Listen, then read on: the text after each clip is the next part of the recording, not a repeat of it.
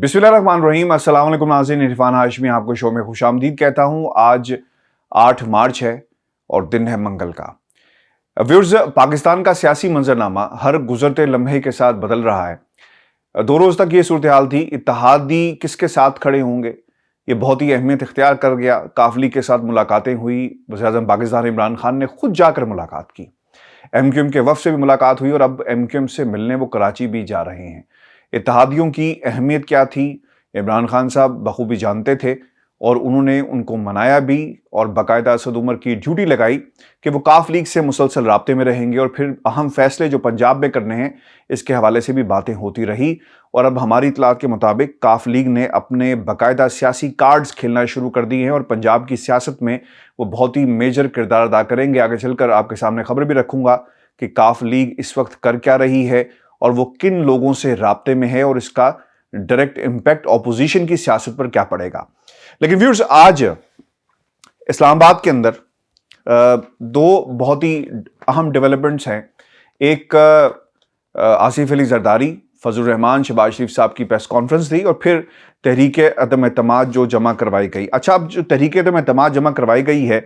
इस पर 86 अपोजिशन अरकान के दस्तखत मौजूद है और अपोजिशन ने यह भी दावा किया है कि 27 हुकूमती अरकान उनके साथ शामिल हैं, लेकिन नाम नहीं बताया गया। जब सवाल भी पूछा गया आसिफ अली जरदारी से तो उन्होंने कहा कि आप चाहते हैं कि मैं आपको नाम भी बता दूं। अच्छा, नंबर्स पूरे करने का अपोजिशन ये दावा कर रही है और उनके मुताबिक नंबर्स पूरे कर लिए हैं और इस वक्त उनके पास 197 से 202 अरकान की हमायत मौजूद है, ऐसे दावे किए जा रहे हैं। लेकिन जो रिक्विजिशन जमा करवाई गई उसमें 86 जो अपोजिशन अरकान थे उनके दस्तखत मौजूद थे और 27 अरकान एक इत्तेहादी जमात के अरकान की हमायत का भी दावा किया गया है। ये इस वक्त की सूरत हाल है जो पब्लिकली शेयर की गई जब ये रिक्विजिशन जमा करवाई गई और फिर उसके बाद जो कॉन्फ्रेंस हुई उसमें भी इसका जिक्र किया गया। लेकिन व्यूअर्स, वहां पर क्या कुछ हुआ, बहुत ही तारीख साज जुमले कहे गए। ये तारीख साज इसलिए हैं कि इन जुमलों की अहमियत इसलिए बढ़ गई कि इसने एक्सपोज कर दिया है पाकिस्तान की अपोजिशन को कि ये किसकी जंग लड़ रहे हैं, ये प्रॉक्सी वॉर किसकी लड़ी जा रही है। ये जंग जो किसी और की थी, जो पाकिस्तान के अंदर रहकर किसी और के लिए लड़ी जाएगी, इसकी हकीकत पूरी दुनिया पर अयां कर दी। और जो इनके जुमले थे, इन्होंने ये सारी की सारी जो कहानी थी उससे पर्दा उठा दिया है। आज इस प्रेस कॉन्फ्रेंस में तो जो कुछ भी हुआ वो एक अलग बात है, वो मैं वन बाय वन आपके सामने चीजें रखूंगा। लेकिन इस प्रेस कॉन्फ्रेंस के बाद जो इस वक्त इस्लामाबाद में सूरत हाल थी उस पर वज़ीर-ए-आज़म पाकिस्तान इमरान खान के जो जुमले और जो रद्द-ए-अमल सामने आया बहुत ही इंपॉर्टेंट है और वो ये कहते हैं कि ये अपोजिशन की आखिरी वारदात है, फिर 2028 तक कुछ नहीं होगा। वज़ीर-ए-आज़म का रद्द-ए-अमल सामने आ गया और उन्होंने अपने इस बयान में ये भी कहा कि हुकूमत कहीं नहीं जा रही, मजीद तगड़ी होकर वापस आएगी, फौज पाकिस्तान के साथ खड़ी है, नवंबर बहुत दूर है, जब वक्त आएगा तो फैसला करेंगे। और उन्होंने ये भी कहा, ये तमाम बातें जो हैं वो सहाफ़ियों से मुलाकात के दौरान कही और उन्होंने ये भी कहा कि 2028 तक हमें जो पोजीशन है अपोजिशन की वो बहुत वाज़ेह हो जाएगी। और इसका इजहार दूसरी तरफ से आसिफ अली जरदारी साहब ने भी किया कि अगर हमने अब अपोजिशन ने अगर कुछ नहीं किया तो शायद फिर बहुत देर हो जाएगी। मैं बहुत दिनों से ये बात कर रहा हूँ कि देर क्यों हो जाएगी, इसलिए कि इन तमाम सियासी जमातों को, जो अपोजिशन की सियासी जमातें, इन्हें नज़र आ गया कि अगर हमने अब भी मिलकर कोई हिकमत अमली तय ना की तो फिर कप्तान को, वज़ीर-ए-आज़म पाकिस्तान को रोकना मुश्किल ही नहीं बल्कि नामुमकिन हो जाएगा। और ये वो आखिरी कोशिश है जो इस वक्त तमाम सियासी जमातें कर रही हैं। इसीलिए वज़ीर-ए-आज़म पाकिस्तान इमरान खान ने कहा कि ये इनकी आखिरी वारदात है जो कौम की जो जमहूरी अक़दार हैं, जो जमहूरी रवायात हैं, जो हॉर्स ट्रेडिंग की रवायात को जिन लोगों ने जन्म दिया, जिस पर चलकर वो इन तमाम रवायात को पामाल करना चाहते हैं, इसलिए इसको आखिरी वारदात जो है वो कहा गया। अच्छा, अब 3 लोग थे इस प्रेस कॉन्फ्रेंस में और इन 3 लोगों ने क्या कहा ये बहुत ही इंटरेस्टिंग है और इन्होंने आज अपने आप को एक्सपोज किया। मैं 3-4 रोज से ये पीट रहा हूं कि ये हमारी जंग नहीं है, ये जंग किसी और की थी, लोग एक्टिव हो गए। बल्कि मैंने आपको यहां तक कहा कि ब्यूरोक्रेसी के अंदर तक जाकर लोगों को अप्रोच किया जाता रहा है। یہ پاکستان کی تاریخ رہی ہے کہ کس طرح لوگوں کو استعمال کرنا ہے اپنے مقاصد کے لیے۔ شہباز شریف صاحب آتے ہیں پریس کانفرنس میں اور انہوں نے قرضے کی بات کی، ملک کو دیوالیہ نکال دیا، گروی رکھ کر آنے والی نسلوں کو جو ہے وہ مقروض بنا دیا، ایسی انہوں نے باتیں کہی، کھربوں کے قرضے لے لیے گئے، چین کو ناراض کیا گیا، سی پیک کی انہوں نے پھر بات کی، پھر انہوں نے کہا کہ تحریک عدم اعتماد کا فیصلہ ہم نے کل کر لیا تھا لیکن ہم اس پر قائم تھے کہ اس کو ایک دم ہم نے سرپرائز دینا ہے۔ دوسری طرف سے بلاول کا لانگ مارچ تھا اور پھر کس موقع پر آ کر یہ سرپرائز دیا گیا، یہ ان کا کہنا ہے۔ پھر انہوں نے کچھ ایسی باتیں کہی اور یہ تمام تینوں لوگوں کی تقریروں میں شامل تھی۔ میں ون بائی ون جو باتیں کہی وہ بتا دوں اور جو اہم چیزیں ہیں جس پر ہم بات کریں گے وہ میں کمپیئر کروں گا آپ کے سامنے اور پھر آپ کو اندازہ ہو جائے گا یہ کس کی جنگ لڑ رہے ہیں۔ سعودی عرب کو ناراض کیا گیا، پھر انہوں نے یہ بھی کہا کہ یورپی یونین کو ناراض کیا گیا، عربوں کی ٹریڈ جس کے ساتھ ہماری وابستہ ہے، ایسے ممالک کو آپ کس کے کہنے پر ناراض کر رہے ہیں۔ پھر انہوں نے یہ بھی کہا کہ یہ فورن کانسپریسی ہے، پھر انہوں نے خواجہ آصف کی طرف دیکھا، پھر انہوں نے کوئی لقمہ دیا تو پھر انہوں نے لفظ استعمال کیا فورن کانسپریسی۔ امریکہ کی مخالفت کی بات بھی کی گئی۔ اچھا، شہباز شریف صاحب کی جو تقریر کا لب لباب تھا وہ یہ تھا کہ آپ دنیا کو ناراض کر رہے ہیں، آپ نے چین کو ناراض کیا، آپ نے سعودی عرب سے تعلقات خراب کر لیے، آپ نے امریکہ کو ناراض کیا، آپ نے یورپی یونین کو ناراض کیا، نمبر ون۔ اچھا، پھر بات یہاں پہ ختم نہیں ہوتی، آصف علی زرداری صاحب آ گئے۔ آصف علی زرداری صاحب نے آتے ہی پہلے تو حامد میر کو سیلوٹ پیش کیا اور کہا کہ صحافت کیسی ہوتی ہے، صحافت حامد میر جیسی ہوتی ہے۔ حامد میر صاحب کی صحافت جیسی ہے وہ پوری قوم کے سامنے ہے۔ کن کے ٹینکوں کو زنگ لگ گیا، وہ الفاظ عرفان ہاشمی کے نہیں تھے، وہ پاکستان کے 22 کروڑ عوام کے نہیں تھے، بلکہ وہ حامد میر کے تھے۔ اور پھر انہوں نے جس الفاظ میں پاکستان کی فوج کو پکارا، للکارا اور کہا کہ ٹینکوں والوں کے ٹینکوں کو زنگ لگ گیا بلکہ ان کو خود زنگ لگ گیا، یہ انہوں نے باتیں کہی اور ریکارڈ پر موجود ہیں۔ پھر وہ کہتے ہیں کہ ہم ایسی باتیں کہیں گے، یہ ہمارا جمہوری اور قانونی حق ہے۔ پھر انہوں نے یہ بھی بات کہی کہ اگر کامیاب اپوزیشن سے سوچا اب نہیں تو کبھی نہیں، یعنی اپوزیشن جو مل کر بیٹھی انہوں نے یہ الفاظ ادا کیے اور ان کا یہ کہنا تھا۔ اور انہوں نے یہ بھی کہا کہ ہمارے پاس 172 سے زیادہ ووٹ موجود ہیں۔ میں آپ کو پہلے فضل الرحمان صاحب پر جانے سے پہلے یہ بتا دوں کہ اب تک پاکستان کے اندر کبھی بھی کسی کے خلاف، یعنی کسی بھی وزیر اعظم کے خلاف تحریک عدم اعتماد کبھی بھی کامیاب نہیں ہوئی۔ 1989 میں بے نظیر اور پھر شوکت عزیز 2006 میں ان کے خلاف لائی گئی، اور یہ بات بھی صحیح ہے کہ اگلے 21 دن جو ہیں بہت ہی امپورٹنٹ ہوں گے وزیر اعظم پاکستان عمران خان کی حکومت کے لیے۔ اب ویورز کمپیئر کیجئے گا شہباز شریف کا یورپی یونین کے حوالے سے بیان، پھر آصف علی زرداری کا حامد میر کے حوالے سے بیان، اور پھر فضل الرحمان صاحب کا امریکہ کے حوالے سے بیان۔ وہ یہ کہتے ہیں کہ امریکہ کی مخالفت میں باتیں ہو رہی ہیں، یورپ کے خلاف باتیں ہو رہی ہیں، یورپ سے ہمارا کوئی یورپ میں ہمارا کوئی ایسا معاملہ نہیں کہ ہم اپنے آپ کو ان کے خلاف لا کر کھڑا کر دیں، امریکہ میں سے ہمارا کوئی تعلق نہیں کہ ہم اپنی لڑائی جو ہے وہ امریکہ سے لڑیں، کیوں لڑیں، یہ انہوں نے باتیں کہی۔ ہم امریکہ کی مخالفت کر رہے ہیں، کیوں کر رہے ہیں۔ پھر انہوں نے کہا کہ کیا یہ جمہوری انداز ہے کہ آپ ان ممالک کی جو ہے وہ مخالفت کریں۔ اب یہ فضل الرحمان صاحب کو سمجھانا پڑے گا کہ جب آپ اپنے ملک کے 22 کروڑ عوام کی بات کرتے ہیں اور اپنی بات کرتے ہیں اور پہلی دفعہ دنیا کو پیغام دیں تو پھر اس میں غلط ایسا کیا ہے؟ جو خان صاحب باتیں کرتے رہے، جو دنیا کو بتاتے رہے کہ جن کے پیسے باہر پڑے ہوں گے، تو پھر آپ انہی کی بات کریں گے، اپنے ماسٹرز کی بات کریں گے، وہ پاکستان کی بات نہیں کریں گے۔ ڈرون ہوتے رہے اور آپ پیسے لیتے رہے، اور پھر کیونکہ آپ کو معلوم تھا کہ آپ کے پیسے باہر پارک ہیں، تو یہ وہ باتیں ہیں جو آج فضل الرحمان صاحب نے کہی۔ اچھا، پھر ایک اور بڑی امپورٹنٹ بات، وہ یہ کہتے ہیں کہ اداروں کے خلاف بات کرنا، ہمیں کہا جاتا ہے کہ ہم اداروں کے خلاف بات کرتے ہیں۔ ہم اداروں کے خلاف بات نہیں کرتے بلکہ ہم اپنا جمہوری جو حق ہے وہ ادا کرتے ہیں۔ اور پھر انہوں نے مزید بھی جو تحریک کے حوالے سے باتیں بہت ساری کہی کہ آئندہ وزیر اعظم کون ہوگا۔ انہوں نے کہا کہ خفیہ ڈاکومنٹ موجود ہے، اور یہ باتیں انشاءاللہ ہم فیوچر میں بھی آپ کے سامنے رکھیں گے۔ اب آپ کمپیئر کریں فضل الرحمان، آصف علی زرداری اور شہباز شریف، ان کی تمام لوگوں کی تقریروں کے اندر صرف ایک بات جو ہے وہ ایک جیسی تھی، اور وہ یہ تھی کہ آپ نے دنیا کو ناراض کر دیا، اس لیے ہم آپ کے خلاف ہم نے اعلان جنگ جو ہے وہ کر دیا ہے اور اب ہم آپ کی حکومت کو گھر بھیجے بغیر جو ہے وہ نہیں رہیں گے. تو ویورز یہ حقیقت ہے اس پوری ایک دم سے یہ جو پوری کیمپین چلائی گئی اور تحریک عدم اعتماد اس کو لانے کے لیے، اور وہ یہ کیمپین تھی، وہ سلسلہ ہے جس کا یہ تمام لوگوں نے اپنی زبان سے خود اظہار کیا. یہ میں نہیں کہہ رہا، یہ ان کی تقریریں تھیں جو آج انہوں نے بیٹھ کر صحافیوں کے سامنے کی اور اپنا مدعا جو ہے وہ پیش کیا. تو ویورز یہ 3 پریس کانفرنسز، اور اب میں آپ کو بتا دوں کہ پاکستان میں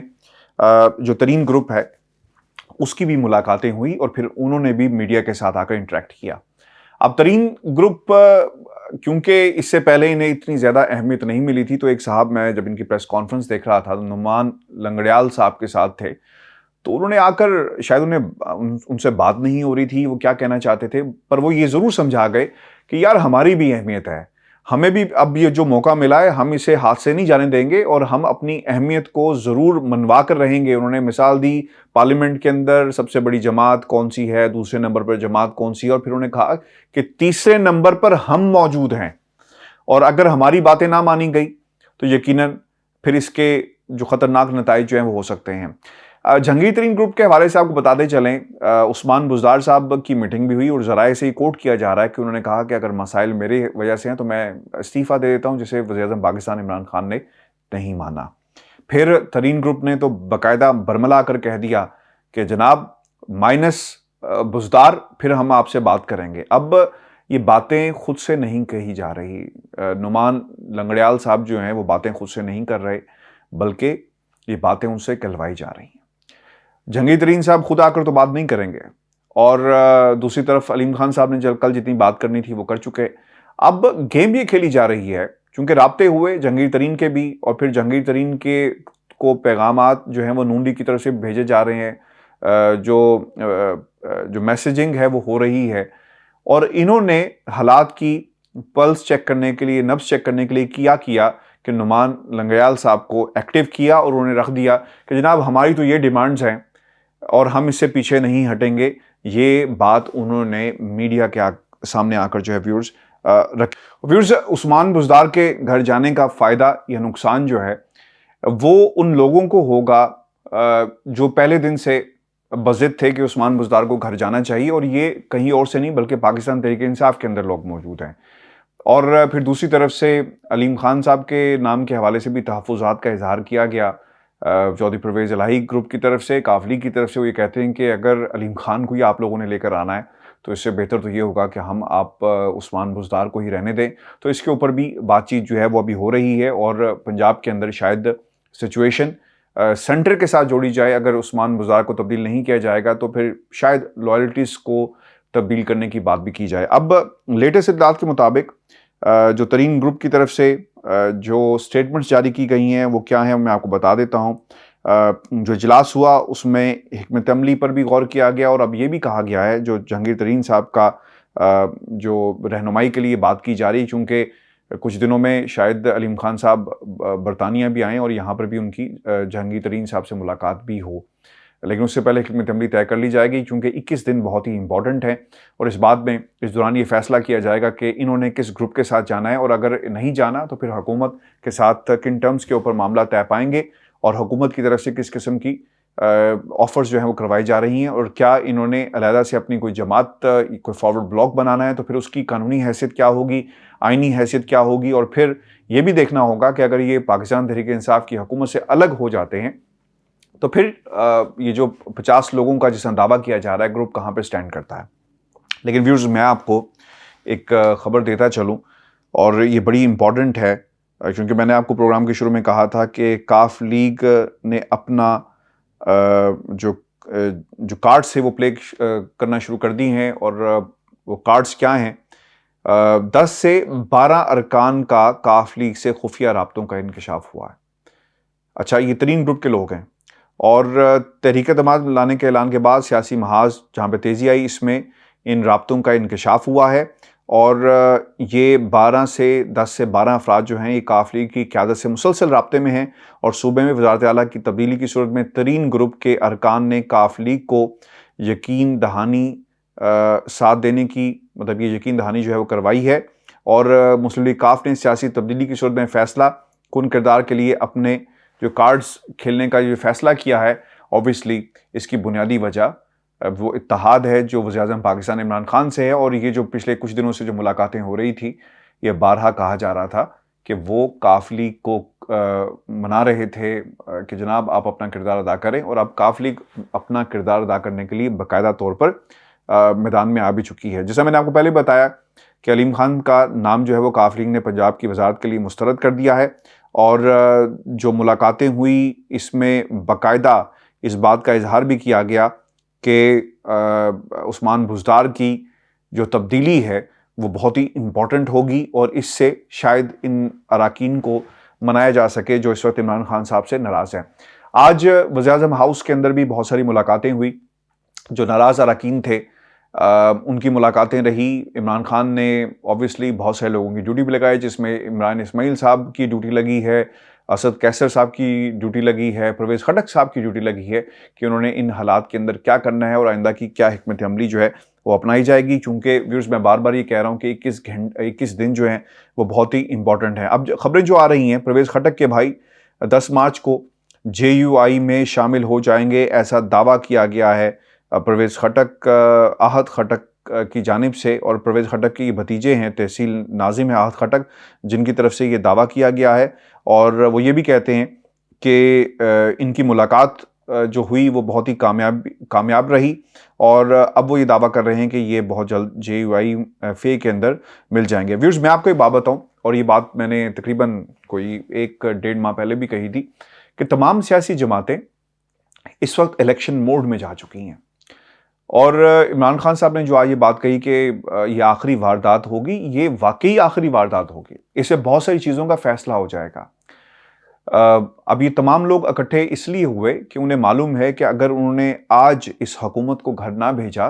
تو پھر آپ بھول جائیں 2028 تک، پھر کچھ نہیں ہوگا. پھر عمران خان کی حکومت آئندہ بھی اپنا وقت پورا کرے گی، اور پھر اپوزیشن کے پاس کچھ نہیں ہوگا. ان کی سیاست ہمیشہ کے لیے ملیا میٹ ہو جائے گی. اب یہ ڈو اینڈ ڈائی کی سچویشن ہے اپوزیشن کے لیے، فضل الرحمان کی سیاست کے لیے، نواز شریف کی سیاست کے لیے، شہباز شریف کی سیاست کے لیے، آصف علی زرداری کی سیاست کے لیے. آپ ذرا سچویشن کو انالائز کریں اور ان کی عمروں کو انالائز کریں. شہباز شریف صاحب 70+، آصف علی زرداری 70+، فضل الرحمان صاحب کی جو جہاں تک ان کی عمر کا تعلق ہے اس پر عمران خان نے کچھ روز پہلے باقاعدہ کمنٹ بھی کیا. تو ان لوگوں نے اپنی آخری اننگز جو ہے وہ کھیلنا چاہتے ہیں، اور یہ چاہتے ہیں کہ ان کی جو سیاسی ٹرانزیشن ہے وہ بہت ہی احسن طریقے سے ہو سکے اور ان کے بچوں کو منتقل ہو سکے. اصل میں لڑائی اپنے بچوں کے لیے لڑ رہے ہیں اور ان کا نام کلیئر کروانے کے لیے لڑ رہے ہیں، اور اس کے علاوہ یہ کہانی اور کچھ نہیں ہے. اور آئندہ 12 سے 24 گھنٹے بہت ہی امپورٹنٹ ہیں، چونکہ ایک ملاقات جو ہے وہ جہانگیر ترین کی علیم خان کی ہونی ہے، فیصلہ کرنا ہے کہ ان کا لائے عمل کیا ہوگا. اور دوسری طرف جو اپوزیشن جماعتیں ہیں ان کے لیے 172 لوگوں کو پارلیمنٹ کے اندر لانا یہ بہت ہی بڑا چیلنج ہوگا. یاد رکھیے گا کہ اگر ایک بندہ بھی غائب ہو گیا تو یہ تحریک دم اعتماد کبھی بھی کسی صورت بھی کامیاب نہیں ہوگی. ہم نے پاکستان کے اس نظام میں دیکھا کہ نوٹوں نے لوگوں کو خریدا، ووٹ خریدے گئے، سینٹ کا الیکشن آج بھی اس نظام کو منہ چڑھا رہا ہے. وہ ویڈیوز منہ چڑھا رہی ہیں، وہ سوال کر رہی ہیں کہ جب لوگوں کو پیسے دیے جا رہے تھے، خریدا جا رہا تھا، تو ملک آئین کہاں تھا؟ الیکشن کمیشن کیوں لاپتہ ہو گیا؟ آج تک ان پر فیصلہ کیوں نہیں ہوا؟ پاکستان خدا نہ خواستہ اگر یہ تحریک دم اعتماد جس طرح لے تو آئے ہیں، اگر کامیاب ہوتی ہے، 172 لوگوں کو لانے میں کامیاب ہو گئے تو ایک بہت ہی بڑا سیاسی بحران پیدا ہوگا وقتی طور پر. لیکن میں آپ کو ایک بات بتاؤں، یہ بھی یاد رکھنا ہوگا کہ یہ فیصلے چند لوگ کر رہے ہیں، پاکستان کی عوام نہیں کر رہی. جب پاکستان کی عوام نے دوبارہ فیصلہ کرنا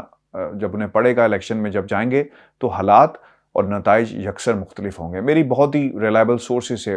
بات ہوئی، اور جس قسم کی خلیج پیدا کرنے کی کوشش کی جا رہی تھی پاکستان اور کی حکومت اور افواج پاکستان کے درمیان،